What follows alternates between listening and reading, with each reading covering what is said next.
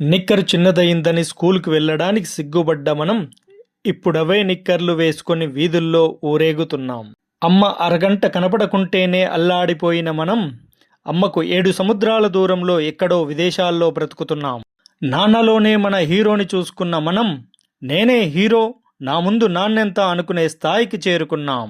నాన్న ఇచ్చిన చిల్లరతో కొన్న చిరుతిండ్లు స్నేహితులతో పంచుకున్న మనం చిల్లర బుద్ధులతో సంపాదనలో అవే చిల్లర కూడా తల్లిదండ్రుల అవసరాలు తీర్చని బ్యాంకుల్లో దాచుకుంటున్నాం.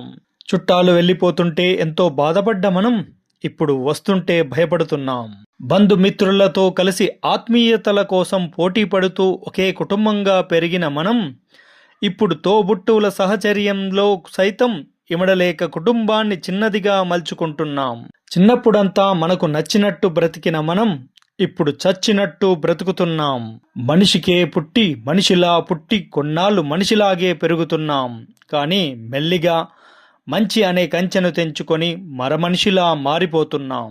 మనలోని మనిషి నుండి వేగంగా పారిపోతున్నాం. మంచి నుంచి దూరంగా జారిపోతున్నాం. నలుగురికి వెలుగునివ్వకుండానే ఆరిపోతున్నాం. ఎందుకంటే మనం ఎదుగుతున్నాం.